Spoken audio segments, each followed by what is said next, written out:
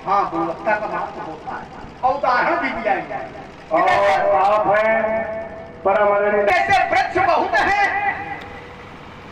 लेकिन अनेक वृक्षों में पीपल का वृक्ष विशेष है। कहते हैं बंदर बहुत हैं, अनेक बंदरों में हनुमान जी विशेष हैं। नदियां बहुत हैं, अनेक नदियों में गंगा जी विशेष नदी है। हाथी बहुत हैं, हाथियों में ऐरावत विशेष है। गाय बहुत है, गायों में कामधेनु विशेष है। महात्मा जी ने ऐसा अपनी बात बताकर उसी प्रकार से धनुष बहुत है, धनुषों में ये धनुष जो पिनाक है ये इनकी दृष्टि में विशेष है। इसका एक बहुत अच्छा उत्तर मैं दूंगा। परमात्मा ने जब सृष्टि बनाई तो छोटा बड़ा करके नहीं बनाया, उन्होंने तृण भी बनाया और तरु भी बनाया। तृण माने घास, घास भी बनाई और बहुत बड़ा वृक्ष भी बनाया। आप लोग कहते हैं कि ये घास है, ये दूब है, भाई ये छोटी है, आप लोगों की दृष्टि में यही होगा। और ये नीम का पेड़ है, बहुत बड़ा है, बहुत बड़ा वृक्ष है। लेकिन परमात्मा ने कोई भेद नहीं किया। तृण से लेकर तरु तक सब में एक ही कला होती है, अन्नमय कोश। अन्नमय कोश होने के कारण पृथ्वी फोड़ करके उत्पन्न होने के कारण पृथ्वी फोड़ करके घास भी निकलती है, वृक्ष भी निकलता है। पृथ्वी फोड़ करके उत्पन्न होने के कारण एक ही संज्ञा दी गई, वो संज्ञा है उद्भिज। कौन सी संज्ञा है? उद्भिज। चाहे तरु हो, चाहे वृक्ष हो, चाहे पीपल का हो, चाहे बरगद का हो, चाहे आम का हो, चाहे नीम का हो, और चाहे ये घास तृण हो, सबको एक ही संज्ञा दी गई, भेद नहीं किया गया, उद्भिज। और आगे चलिए, उसके बाद बनाया गया क्या? स्वेदज। स्वेदज माने स्वेद माने पसीना, जा माने उत्पन्न हो। पसीने से किसकी उत्पत्ति? पसीने से क्या उत्पन्न होते हैं? जुआ, छोटे छोटे कीट, मच्छर आदि आदि, ये पसीने से उत्पन्न होते हैं। तो आप नाम में कहते हैं, किसी को कहते हैं मच्छर है, कीट है, जुआ है, कहते हो नहीं कहते? लेकिन परमात्मा ने क्या कोई भेद किया? क्या परमात्मा ने भेद नहीं किया, एक ही संज्ञा दी, उद्भिज। क्यों?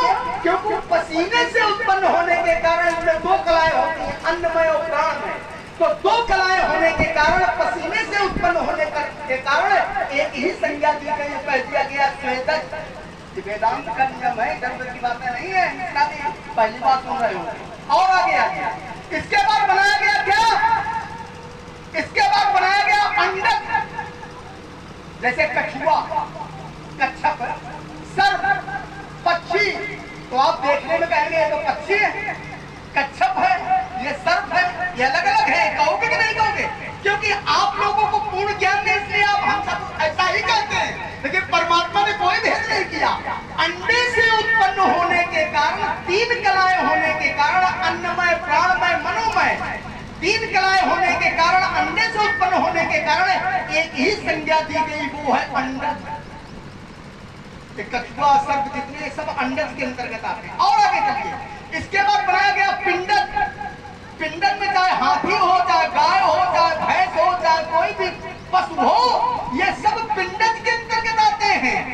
हम लोग कहते हैं बकरी है, भैंस है, गाय है, आदि आदि, लेकिन परमात्मा ने कोई भेद नहीं किया, एक ही संज्ञा दी, पिंडज। क्योंकि इसमें चार कलाएं होती हैं, अन्नमय, प्राणमय, मनोमय, विज्ञान।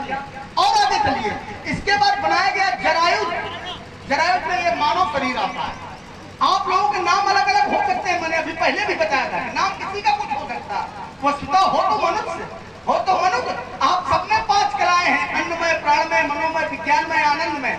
पांच कलाएं होने के कारण, जरा से उत्पन्न होने के कारण आप सब लोग जरायुज हैं, एक ही संज्ञा दी, कोई भेद नहीं किया गया, नाम अलग अलग। उसी प्रकार से धनुष पे किसी का नाम पिनाक हो सकता है, किसी का नाम सारंग हो सकता है, किसी का नाम गांडीव हो सकता है, किसी का नाम पुष्कर हो सकता है। ये सब नाम अलग अलग हो सकते हैं, लेकिन वस्तुतः है तो धनुष है। इसका तात्पर्य है कि मनुष्यों के अस्त्र शस्त्र और देवी देवताओं के अस्त्र शस्त्र बराबर है। ये तो कहना चाहते हैं कि मनुष्यों के अस्त्र शस्त्र और देवी देवताओं के अस्त्र शस्त्र सब बराबर है, इनमें कोई अंतर नहीं है। यही तुम सिद्धांत देना चाहते हो, क्योंकि धनुइया थी तुम्हारी और धनुष है त्रिपुरारी महादेव जी का। महादेव जी महादेव है, देवों के भी देव है, महादेव है, और धनुइया तुम्हारी है। तो सामान्य जीवों के अस्त्र शस्त्र देवी देवताओं के अस्त्र शस्त्र के बराबर होते हैं, ये तुम सिद्धांत देना चाहते हो, जो बिल्कुल अनुचित है, जो बिल्कुल अनुचित है। और देखो तुमने भी कहीं ना कहीं से इस धनुष की गुणवत्ता को विशेष माना है। धनुइया जब तुमने तोड़ी तो तुमने कभी ये नहीं कहा होगा कि this Kunzru Kamath I Cola धरो धरण धर धीर न डोला अमुक चाहे शंकर धनु तोड़ा हो सनक सुनियायस मोरा। धनुइया तोड़ने में तुमने ये प्रयास कभी नहीं किया होगा, कभी भी नहीं किया होगा। कैसे तोड़ी? तो तुमने स्वयं कहा बहु धनुई तोड़ी लड़काई, खेल खेल में तोड़ डाली। और आज जब टूटा है तो तुमने कितनी व्यवस्था बनाई, this Kunzru Kamath I Cola धरो धरण। और जब टूटा तो इतनी व्यवस्था बनाने के बाद में भी भरे भुवन घोर कठोर रौ रविवाद तज मार्ग चले चिकनी दिग्गज टोल मई कोल कूरू कलमले। अंतर हो गया। तो तुम बेटा बनाओ भले इसको। तुमने कहा स्वेदन अंडद उद्भिद ये सब इधर उधर न जाओ, तुम 4 भाई हो और चारों भाइयों का जन्म यज्ञ के द्वारा हुआ है, ठीक है ना? स्वेदन न अंडद न उद्भिद, चारों भाइयों का जन्म यज्ञ के द्वारा हुआ है। भगत सहित मन आहुत दीन है प्रगटे अगिंचरू कर लीन है। अग्निदेव प्रसाद लेकर के आए और उस प्रसाद से तुम चारों भाइयों का जन्म हुआ। अब 4 भाइयों में गुणवत्ता में और महत्व में राम का स्थान अलग है। अब क्या कह दिया जाएगा लक्ष्मण और राम दोनों बराबर? क्या ये कह दिया जाएगा?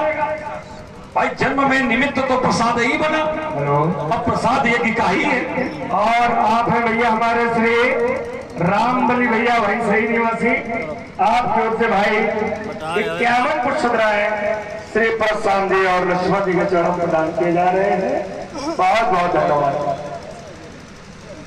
तो ये यहाँ पर तुम्हारा नियम नहीं लगेगा। और जो तुमने स्वेदन अंडद कहा है, इस परिप्रेक्ष्य में भी ऋषभदेव जी अपने पुत्रों से कहते हैं सर्वेश भूतेश वीरतमाए शरीर संपास्ते सबोध निष्ठा तो मनुष्या प्रथस्ततो भी गंधर्व सिद्धा विधानुगे देवासुरभ्यो भगवत प्रधानात अच्छा देव ब्रह्म स्वास्थ्य तेजाम भवा परासुहत बिरंच वीरा सामत परो हम तुझ देव देवा। वो भी कहते हैं अपने पुत्रों से, क्या कहते हैं? तपो दिव्यम पुत्रकाय न सत्वम।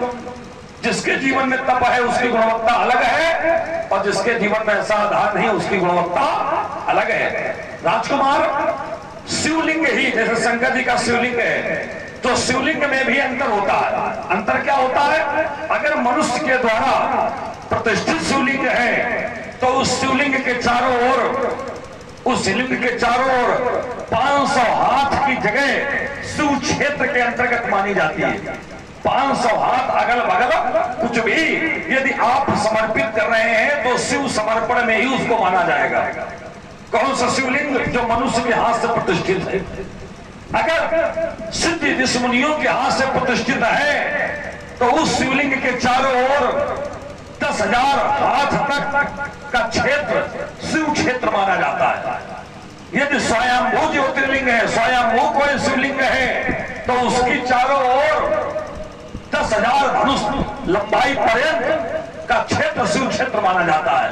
तो ये भी जैसा शिवलिंग है, जैसा ज्योतिर्लिंग है, जैसे व्यक्ति के द्वारा प्रतिष्ठित है, उसी प्रकार से उसका शिव क्षेत्र भी माना जाता है। गुणवत्ता के आधार पर है।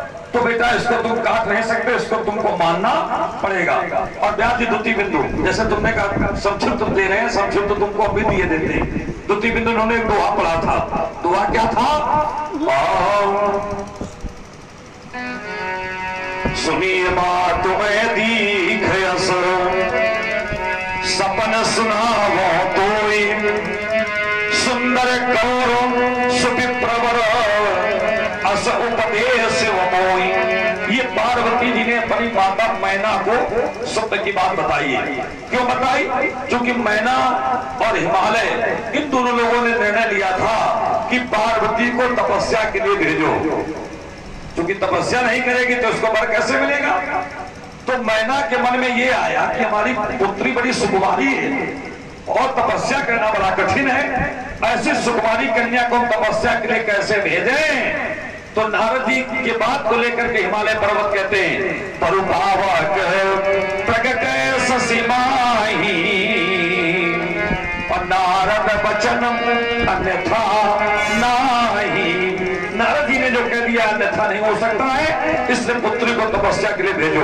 और मैना सोच रही है अति सुकुमार नर्तन तपजो, कन्या बड़ी सुकुमार है, ये तपस्या कैसे करेगी?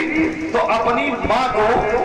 अपनी माँ को सांत्वना देने के लिए पार्वती जी ने कहा है, सुनिए माँ तुम्हें दीखस सपन सुनावो तो वही देखो हंसका रहे हो, कोई दुआ देखो, सुंदर गौरव सुविप्रवर अस उपदेश मोहि। अब सुंदर गौरव ये कौन है? तो नारद जी ने ही कहा था, जोगी जटिल अकाम मन नगन अमंगल वेश अस स्वामी यही कामिनी परिहस्त असी रेख।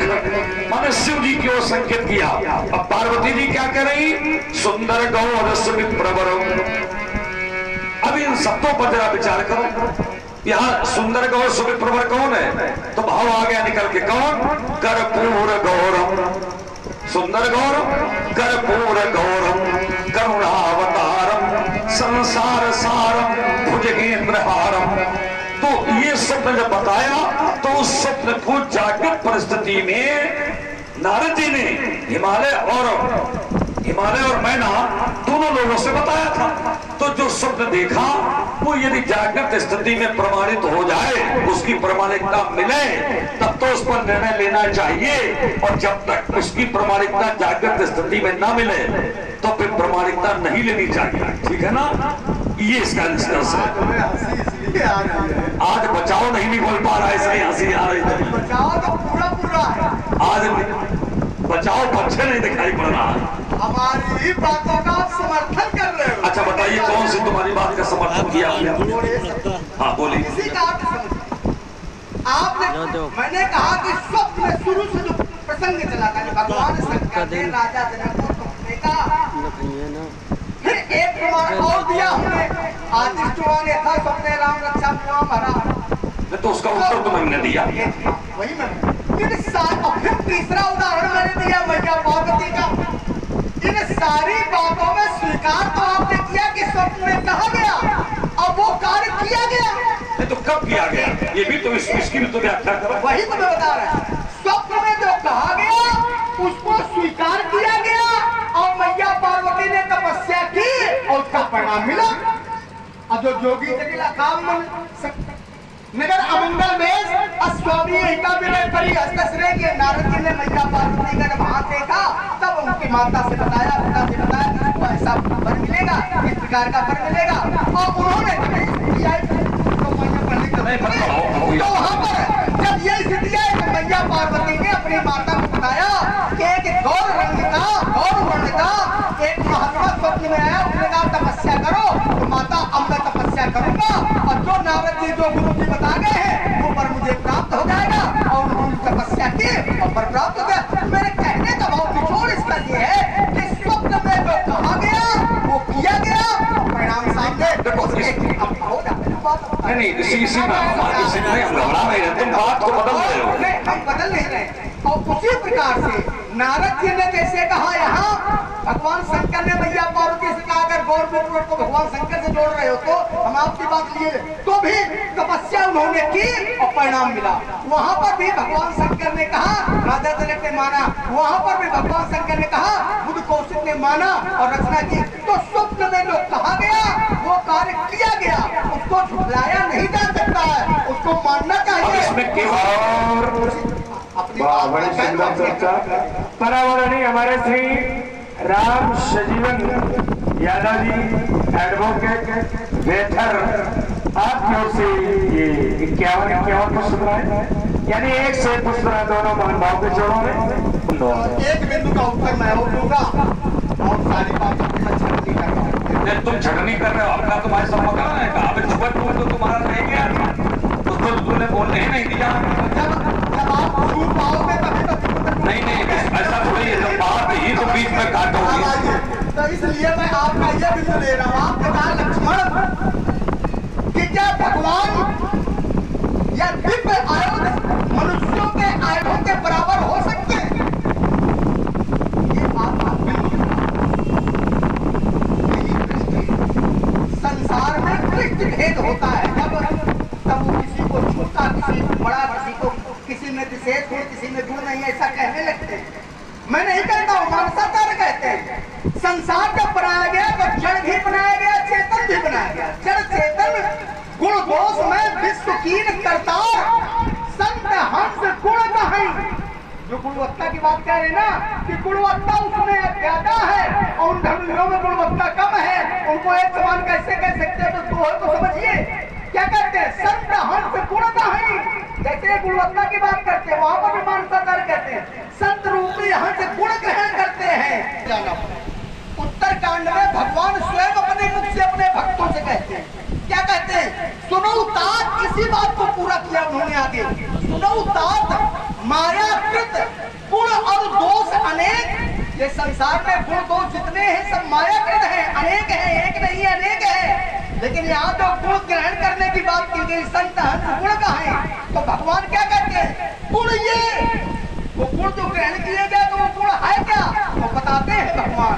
गुण ये है कि उभय न देखिए, उभय माने दोनों, न देखिए, न किसी के गुण देखे जाए, न किसी के दोष देखे जाए। और देखी सो अविवेक, जो ये देखता है ये छोटा है, ये बड़ा है, ये गुणी है, ये अवगुणी है, ये दिव्य है, ये दिव्य नहीं है। देखी सो अविवेक, ये देखना उसका अविवेक है। और आप ज्ञानी हैं, आप अविवेकी हो नहीं सकते हैं, और जब हो नहीं सकते हो तो आप ये भेद आगे, इसलिए भेद दृष्टि हटाओ, पसीना पोंछ अपनाओ, पसीना पोंछ लो। देखो चलो कोई बात नहीं। अब देखिए तुमने कहा अविवेक और विवेक। अच्छा व्यास जी ये बताइए, हंस को क्या माना जाता है? विवेकी माना जाता है कि अविवेकी माना जाता है? हंस क्या होता है? विवेक। हंस विवेक का प्रतीक है ना? और हंस के सामने का दूध पानी मिला के रख दो तो हंस क्या करेगा? दोनों को छोड़ देगा। हंस क्या दोनों को छोड़ देगा? हंस क्या करेगा? दूध प्राप्त कर लेगा, पानी छोड़ देगा, माने गुणवत्ता ले लेगा, और जो गुणवत्ता विहीन उसको छोड़ देगा। हंस का काम है। ये लक्ष्मण कह रहे हैं, लक्ष्मण का भाई, बड़ा भाई, जिसका चरित्र बड़ा विशेष माना गया, कौन? भरत। और भरत का चरित्र क्या कहता है? आइए चौपाई पढ़ के मैं तुम्हें देता हूँ। भरत हंस रविवंश तरागा, भरत हंस रविवंश तरागा, और जनमी कीन गुण दोष विभागा। अब बताइए, भरत का चरित्र विशेष है कि श्रीमान जी का चरित्र विशेष है? देखो तो कोई भी बात प्रस्तुतिकरण करने के पहले उसको ये भी तो देखो कि नहीं हमारे जो श्रेष्ठ जन है वो सिद्धांत क्या दे चुके हैं। तो जो श्रेष्ठ जन सिद्धांत दे चुके हैं, क्या उस सिद्धांत को भी तुम छोड़ करके आगे बढ़ोगे? नहीं बढ़ेंगे। तो फिर ये उल्टा नियम हमें ना पढ़ो। इसको बस एक सूत्र में ले लीजिए। क्यों ले ले? एक सूत्र पहले खड़े होकर सुन। माने तुम्हारे पास सूत्र है, हमारे पास कोई सूत्र नहीं है। जब जहाँ मनानो आई बात हमारी काट दो। नहीं क्यों थोड़े में ले लें? लड़का समझ के ले लो। बोलो क्या कहना चाहते हैं? अब ठीक है। इन्होंने कहा कि भरत जी हंस के रूप में है, उन्होंने गुण दोषों को अलग कर दिया। अलग। अच्छा भरत जी से बड़े राम जी है कि राम जी से बड़े भरत?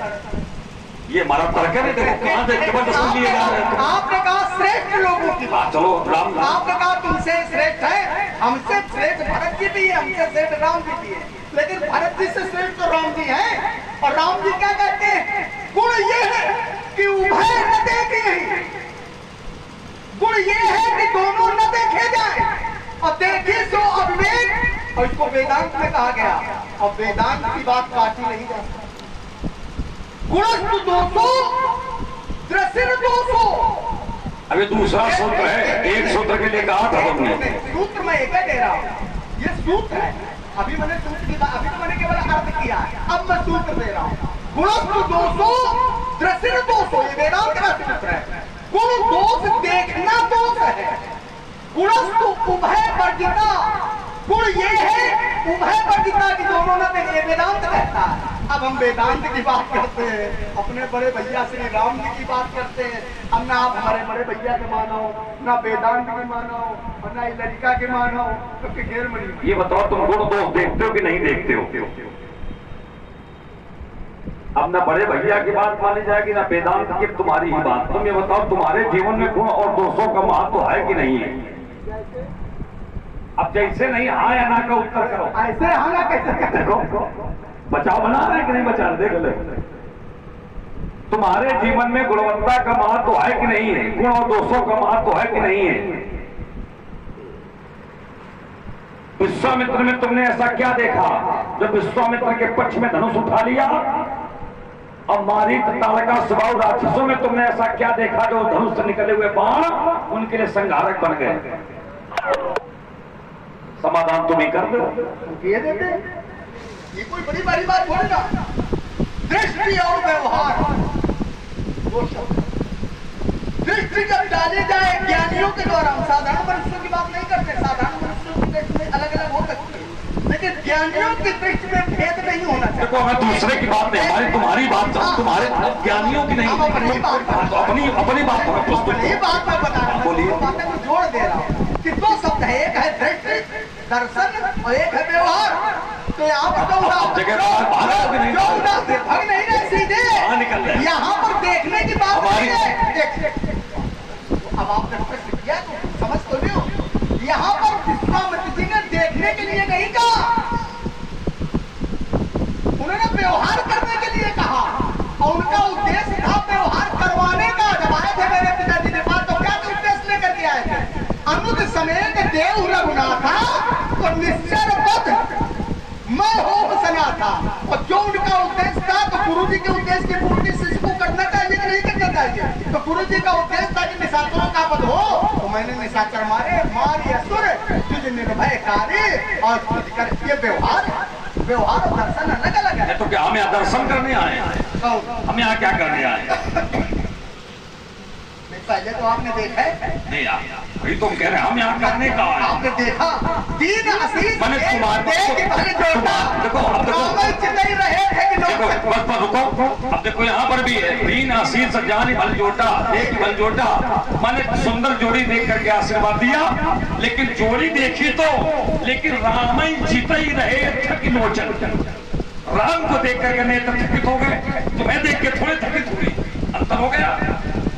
एक पिता की संतानें और दोनों को सुंदर जोड़ी जानकर आशीर्वाद दिया, लेकिन एक को देख करके नेत्र थकित हो गए। क्यों? क्योंकि उसमें विशेषता है, और वो विशेषता तुम में नहीं है। और केवल हमारी ही बात ना लो, जब विश्वामित्र देवी अयोध्या गए तो पुण्य चरणन मेले सुतचारी और राम देख मुनि देह विसारी। अब देखो वहां में अंतर हो गया। एक का एक बहुत अच्छा उदाहरण उत्तर दे देता हूं। ये राम जी हमसे हमारे तो ठिका देगा। बहुत अच्छी बात कह रहा हूँ, आपको बहुत अच्छी बात लगेगी। इसका उत्तर तेरा अच्छा देने जा रहा हूँ। यद्यप राम जी श्रेष्ठ है, मैं राम जी की बराबरी नहीं करना चाहता। मैं राम जी की तुलना, राम जी से अपनी तुलना नहीं करवाना चाहता। लेकिन हमारी न मानो, हमारे भैया की मानो, वाल्मीकि जी की मानो। और वाल्मीकि जी ने जानते हो क्या कहा है? लक्ष्मणों लक्ष्मण संपन्नो वही प्राण यू परा। लक्ष्मण जो है श्री राम के वही प्राण है।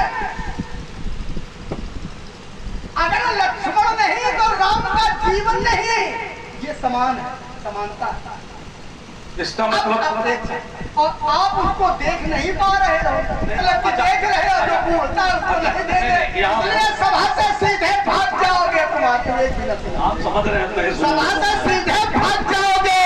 मुझे जब धनुष संभालूंगा, बड़े होकर चक्कर में धनुष सर कर उठा लूंगा। ये रघुवंशी भी रखड़ है, नहीं कट नहीं कर सकते। जगत की चंचल लज्जा कसम काल खा लेगा। क्या हो गया जी? जो अकड़ बस इतना हम कहेंगे कि अगर बातचीत होते होते दो पक्षों में और एक पक्ष झगड़ा के लिए आगे बढ़ जाए तो समझ लो आगे बातचीत का कोई रास्ता शेष बचा नहीं है। केवल इतना हम कहेंगे और कुछ नहीं कहेंगे और समझदार लोग समझ जाएंगे। ताल ठोकी है तो बेटा सावधान हो जाओ। मैं विश्वामित्र सा गुरु नहीं जो तो द्वारे याचना करूं और नहीं वशिष्ठ पुरोहित हूं जो कुछ पाने की कामना करूं। मैं याचक हूं बलवेदी का सभ्राम जगमथ डाला और रोड रोड कर पीरों का दल छूर छूर मत करा। शास्त्रों को धारण किया है यंत्र आत्मान शांत को हिमान को बुला दिया। कर्तव्य क्या है ब्राह्मणों का न सोचा कभी मां को चित्त को विषय से हटा दिया होकर के ब्राह्मण करते ये जाने कैसे काम कर्म धर्म शर्म एक साथ निपटा दिया। गौरव गवा दिया लगा लिया छवि लेना करो मनवानी अरे मन पे फंसा सनिहतिया प्रियवतिया सिकरी ससानी रेणुकानंदन के फंदर में लक्ष्मण भोलोगे हथाली और छुट्टी है विद्यमान सनेही सभाए छूटेगी सनु की रफ्तार। अब आप लोग बैठे और लड़का तैयारी कर लड़का तो कम से कम जोर देख के ताल ठोक ताल ठोक रहा है। लड़का ताल ठोक रहा है तो लड़कपन हो सकता है और बड़े लड़का के साथ नहीं तो पर दिखाओ नहीं तो ये लड़कपन ठीक कर देंगे आप लक्ष्मण के बालों की आंधी दबाएगी पर पड़ेगा इस सारी मिथिला भूमि में। अगर कहीं भगवान लक्ष्मण की गंगा जी प्राणों को लेकर के भागो के मुनिवर हो सजी सजाई दे सारी धुर्रे उड़ जाएगी। यादव बाबा सारी ढाल में मिल जाए। अरे गर्भ की जाते नरस्तानियों का स्वाद गर्भ महिपालों के तरह में धूल खाते हैं।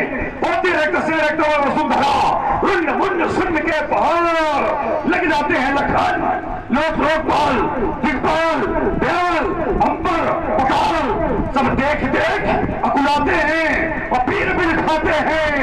गुमानी लड़ने के जानते का वो करके कुट युद्ध में उठार जब हम उठा। अरे वीरता दिखानी है तो और समर करो युद्ध है। मैं भी कहूं धनुष लखा प्राणवीर बनता है काम बलशाली जो निराली चाल खेले भी युद्ध में नभान बन करी कहूं सकता है। आओ ना लगाओ देर सत्य मुलाज कहो अरे रहमत का बजावत के डंका है ब्राह्मण देवता आप तो बहुत खड़े कहो का बनते हो लगी